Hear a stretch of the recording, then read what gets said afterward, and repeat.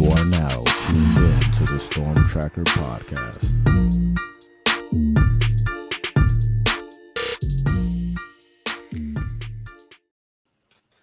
All right, welcome back to the Storm Tracker podcast. I'm Marcus Benjamin, representing CanesCounty.com, part of the Rivals.com network, and we cover Miami Hurricanes athletics, as you know. And the Miami Hurricanes football team came out with a victory in its season opener, 38-3 over Miami of Ohio. And today I am joined by none other than Brandon Odoi, reporter in South Florida, high school football expert. He's been covering the Hurricanes for years and just kind of wanted to get his perspective on the game as he was there live and in person as I was. We are going to talk a little big deal, not a big deal, because, there's a lot of overreactions in week one, Brandon.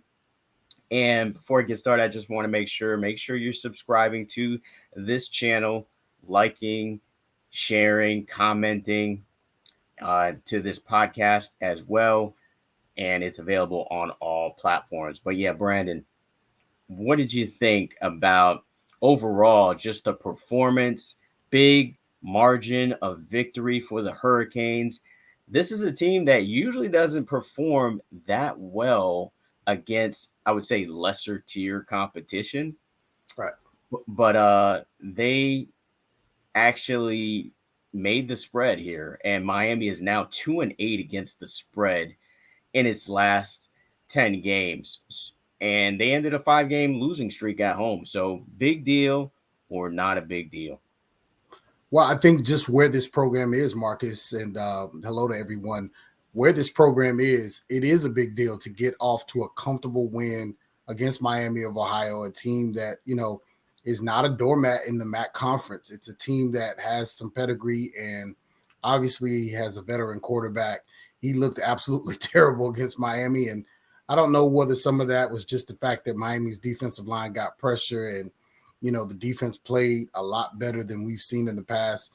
The biggest takeaway for me is the offensive output. And yes, it was a vanilla scheme, but I think it was exciting to see some semblance of a running game, in this offense and what Shannon Dawson and, Coach Mariball are trying to put together on that front side and really push people out of the way. Now, we won't know a lot of what we think we know until Saturday at 3:30. But in this context, as you're saying, stopping the home losing streak and kind of getting to a comfortable win at home against a team you should beat, these are all things Canes fans have taken for granted over the years because of the years of dominance, the national championships. And now these are, grabbable moments and like, oh yeah, it's good to go into a game like this and not think about being upset. And so, yeah, it's a big deal because, I talked about this, on my own Cane platforms, which describing this where Mario Cristobal is in year 2, that it's not a rebuild. A rebuild is when, a few things, a hurricane passes through, you got some shutters that fall down and you got to fix some windows, etc. This is a construction project because at the end of the day, this Hurricane program is so far removed from its winning ways. It's so far removed administratively from focusing on providing the amount of revenue necessary to fund a legitimate college football contender. It's so far away from a fan base that, comes into games, whether they're big teams or not, who are just here, showing up for the kids that are playing. Those things are so far away. You're 20 plus years, almost a generation in some cases away from legitimate competitive Miami Hurricane teams. So yeah, it's a big deal because you got to start to turn the corner and go back to some of the places you've been in the past. Yeah, I actually agree with you 100%. I think it's a big deal just because of the games that we've seen in the past, Brandon. I mean, we've seen the games against Central Michigan and Duke of last year, Middle Tennessee State, games that they were supposed to win, they lost, or even games that were close games, like Appalachian State a couple of years back, where it was a close game and it really shouldn't have been. So for this to be the first game, I really think it is a big deal that Miami won convincingly 38-3. So Tyler Van Dyke was a topic of conversation, obviously, going into this game. Sure. Had an injury. It was reported finger injury. But Mario Cristobal came out and said he was 100% going into the game week.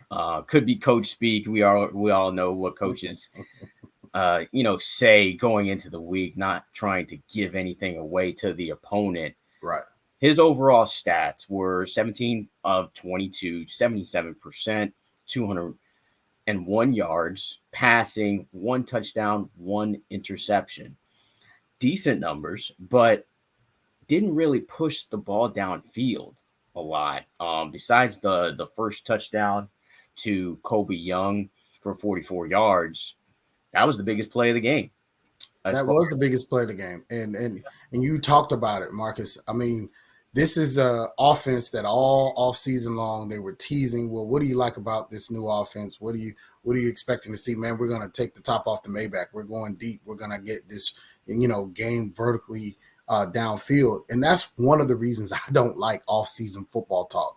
I just absolutely hate it because you can say that all offseason long, and there wasn't a hint of that. Not even a hint of that taking place during this game. You got this Kobe Young run that we're seeing here, and he's a tremendous athlete. But as Manny Navarro pointed out to me in the press box, he goes to the sidelines shortly after that play, and Miami's vertical game or vertical threat kind of gets shut down. Tried to hit Isaiah Horton 2 or 3 times down the field, couldn't connect with him. And something that our viewers, if you were not at the game, viewers of this game on television could not see, Van Dyke did not take guys who were going to be open on plays downfield. He just did not pass it to them. He checked down. In one notable case, he checked down to his roommate, Xavier Restrepo, for what was a much lesser game. He routinely threw into traffic. And it was a very, I would say, I don't want to say concerning. It was a very curious outing for Tyler Van Dyke. You look at across the country in college football, what other quarterbacks did who are considered to be elite quarterbacks in their first games. You had Shedeur Sanders, who went absolutely bananas at Colorado. Caleb Williams, who's had 2 really good weeks. Drake May looked like a super stud, and a lost Spencer Rattler looked amazing with over 300 yards passing and no offensive line to speak of. And what I'm basically saying is when you think you have a guy, you know what I mean, you're expecting a little bit more. Was he truly injured? There's talk that he was taped up on his hand or whatever the case may be. But then why all of the, hubbub about, making sure people know that he's 100% fine? Because he didn't look 100%. And if he was a truly 100% and that's the performance that he had, there is cause for concern. Yeah, I agree with you 100%. I think the injury is more than what the coaches and him are letting on, just because, he just didn't throw the ball downfield. And basically all offseason we've been hearing about, like you said, that this was going to be more of a vertical passing game. And we really didn't see that on Friday night.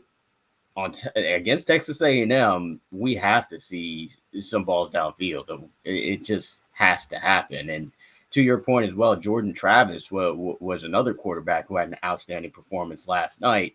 Right. And Tyler Van Dyke is not. He threw the ball downfield to this Coleman kid from Michigan State with ease. Yeah. And, it opens a lot of things up because Florida State really didn't run the football well last night.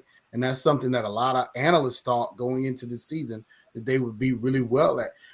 They ran the ball well with Travis, and they threw the ball well downfield. And once they started doing that, the run game opened up. And I just think that, okay, this season for the Hurricanes is going to declare sooner rather than later. And I'm really excited about having this Texas A&M game because next week, when all Cane analysts and all people who cover this team, it'll be beyond a shadow of a doubt what exactly is going on in Coral Gables. Yeah, it's great that we get it early. It's great that we get a game like this, the second game of the season, to really find out where this team is, because this first game against Miami of Ohio just kind of tells us that they are at par, or just, they're not below average. That's kind of what it tells us so far. But that Texas A&M is going to be a huge measuring stick for this program, and I expect Tyler Van Dyke to have a better game than what he had in the Miami of Ohio game. Even though it wasn't terribly bad, he was efficient enough, 77% throwing the football. He did have Well, that you're going to one be efficient when you throw the ball sideways so. all game. When you throw the ball to your left and to your right, I mean, and you're making 5-10 yard throws, down the line to the boundary in the field, yeah, you're going to be over 70% passing.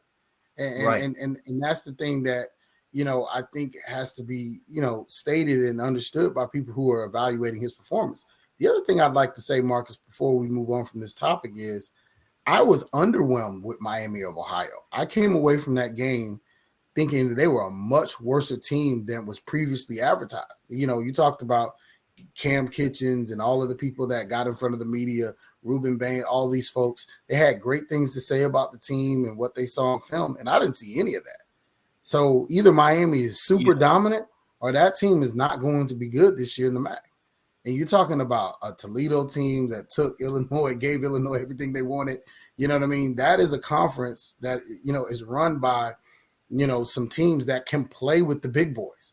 You know what I mean? And I see them having trouble this year. I don't see them being as good as advertised at all. And so it'll be interesting to track this game, that team moving forward, especially as we juxtapose it with what we see from Miami as the season progresses. Brandon Odoi, representing footballhotbed.com, joining with me today. Yeah, Tyler Van Dyke only converted 2 other big passes, and that was to his roommate Xavier Restrepo of 26 and 20 yards. But to your point about Miami of Ohio, it's funny, towards the end of the game when they inserted their backup quarterback, Avion Smith, is when that offense started to roll. I think Brett Gabbert is probably gonna be looking over his shoulder for the next couple of weeks, because this type of quarterback kind of plays to Miami's strengths.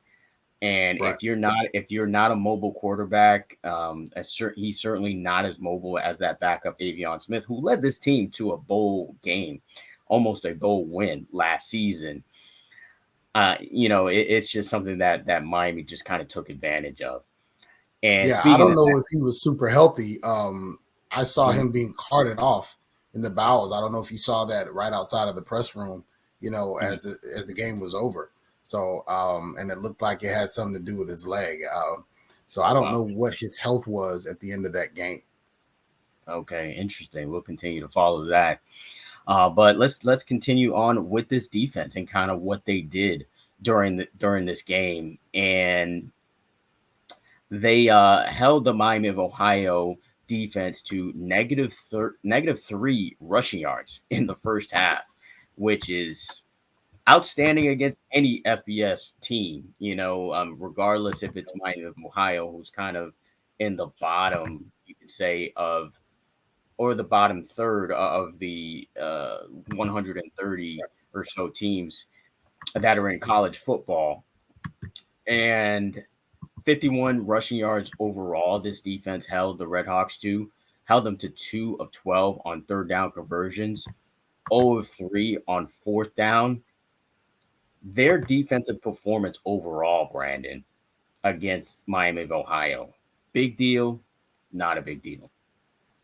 I think it's a big deal. I think you saw schematically from Lance Guidry some of the things that you want to see. You saw them getting after the footballs, some blitzes and some unique, coverages that allow for this team to get pressure. Wesley Besant with a sack. You saw, other guys getting to the quarterback. There were some coverage concerns, particularly in the slot, for this defense to consider, because there were guys that ran open. They weren't able to connect, Miami of Ohio, but there are some things to think about, on that back end. But I saw much more active James Williams. He looked a lot more focused and a lot more interested in being a dominant football player, which he has great potential to be. And so there are some things that you can take away from this Miami defense and what they showed that are really, going to give you a lot of confidence moving forward. I was very impressed with how many guys played. They were shuttling guys in and out of there on the front seven, either the defensive line and the linebacking core. I mean, when you look at a guy like Najee Kelly, number 9, dropping back into coverage at least 2 times that I saw. I mean, a guy that size who, to my knowledge, has never played defensive back in any capacity and did a pretty good job doing that. So there's some freak athletic talents on that defense. And, the biggest takeaway for me is the young man from Washington State who comes in and just really solidified that linebacking core in the way he provided leadership. Francisco Mauigoa, I should say, is an outstanding talent. I think he has really solidified this run defense and takes pride in it. And we haven't seen a linebacker of his stature since Shaq Quarterman. It hasn't been that long, but still long enough. Right. And until we've seen a linebacker just really emphasize stopping the run. And they certainly did that on Friday night on different levels of this defense. I think they did well. They probably have to do even better against a Texas A&M team if they want to come out with a victory on Saturday. And back to the offense, though, Brandon, I wanted to talk about something that's really important in every football game, and that's red zone efficiency and third down efficiency as well.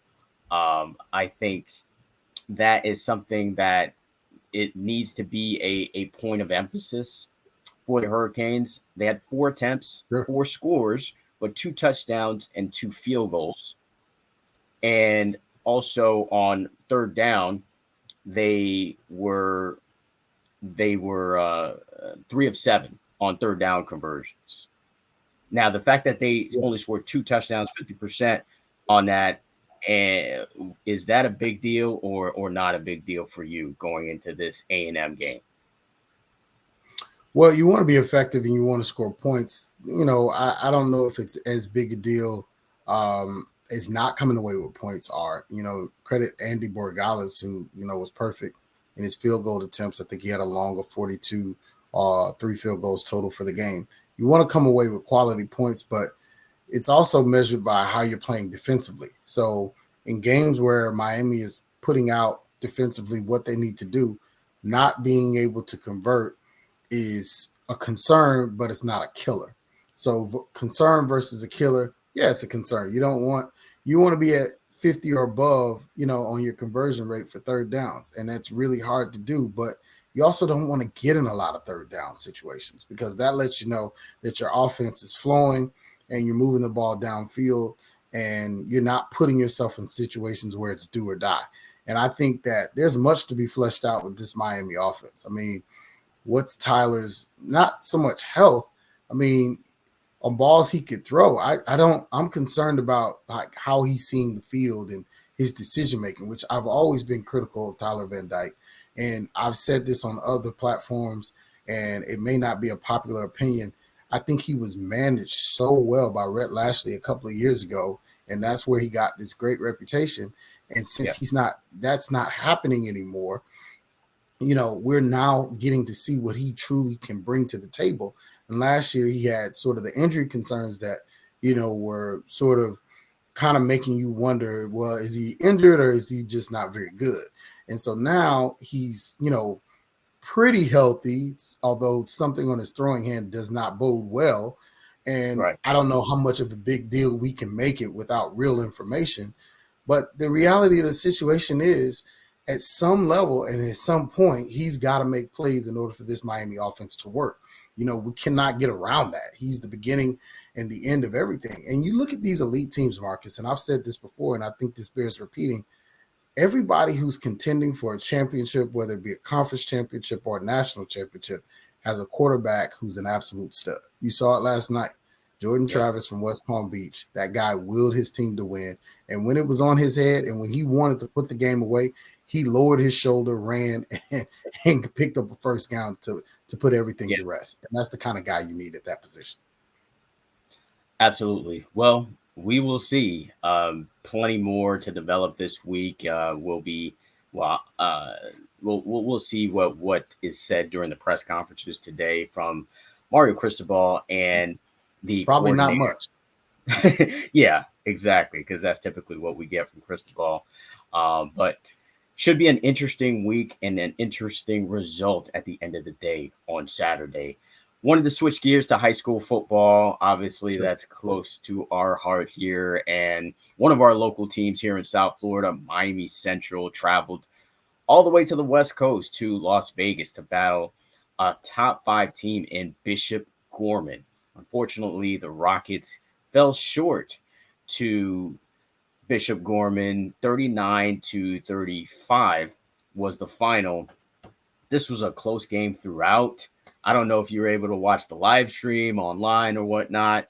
It was kind of fuzzy for me to kind of Very track fuzzy. this game. Yeah, but it was a back and forth battle throughout.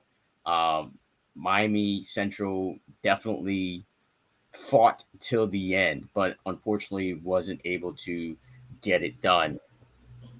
Yeah. What's your take? What's your take on Miami Central losing, and is that a big deal? Not a big deal for the powerhouse Dade County program.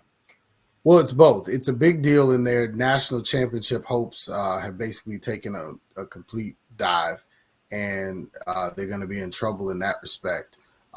It's not a big deal when it comes to the kind of team that they are, because they did show um, great offensive weaponry, and I think the prowess that they show is going to put a lot of teams on notice. The biggest problem for Miami Central is the back end.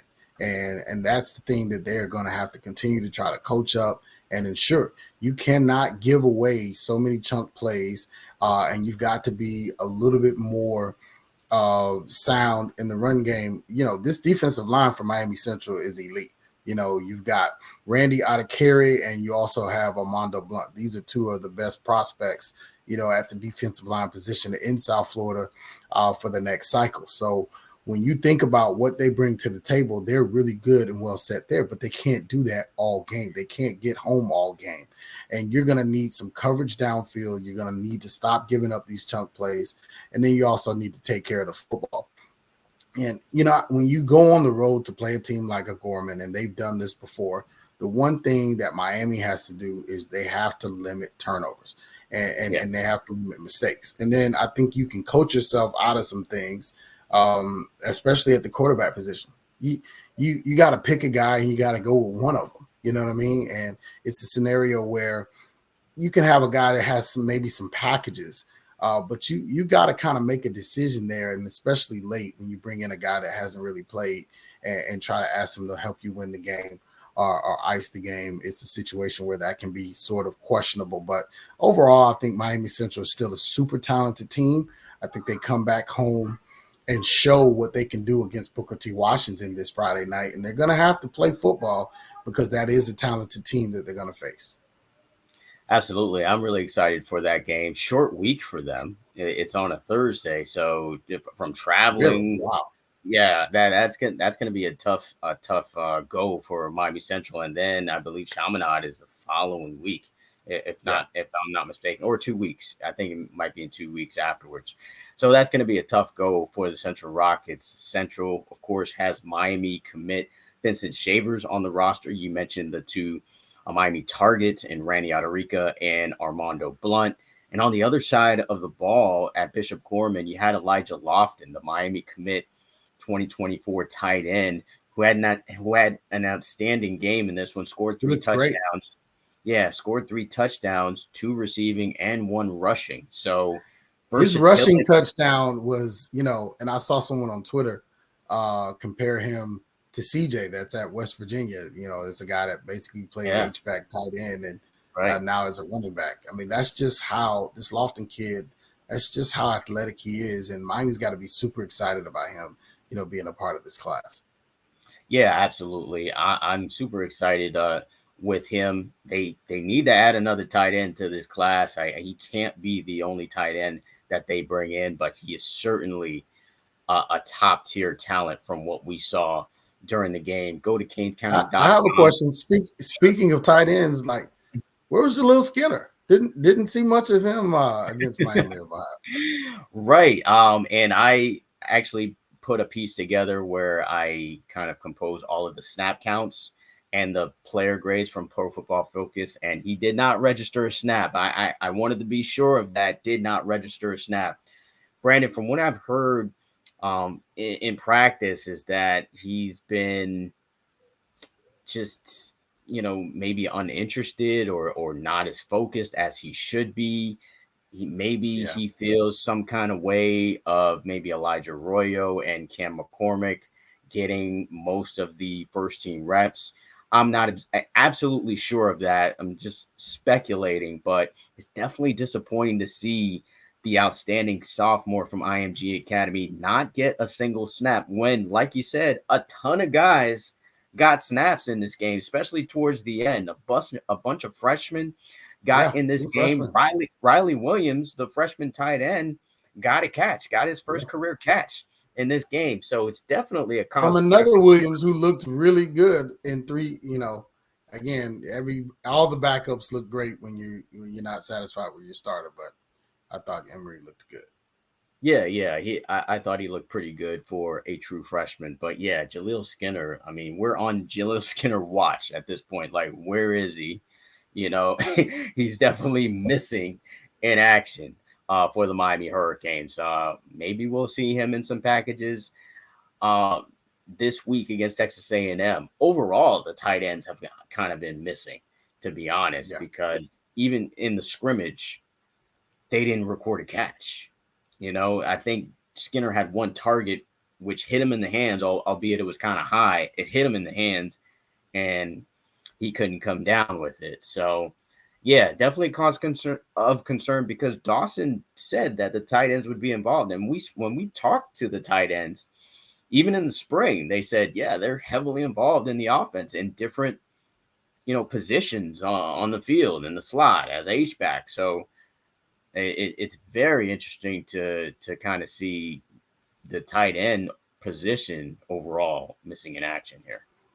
But like I said, we'll see what happens. Maybe they're holding it close to the vest for I this hope big so. game. Yeah, I certainly hope so too, because this is a huge one, not only for just the morale of the team, but for recruiting, because there will be a ton of recruits at this game. Brandon Odoi joining with me today for the Storm Tracker podcast from Football Hotbed. He's a personal friend and colleague, and hopefully we'll get to see him again in the future. Appreciate the invite, man. Always down to help you out. And to all Canes County and Canes fans that are logging on to the Rivals Network, definitely continue to keep it locked. And they do a great job. Marcus, you've done a tremendous job with this site in just over a year. And always appreciate the opportunity to get on and talk ball with you. I appreciate the love. Once again, subscribe to canescounty.com for free. You see it scrolling on the bottom there. Use promo code Miami30. Also subscribe to this YouTube channel and also subscribe to the podcast, which is available on all platforms. Until the next episode of the Storm Tracker podcast.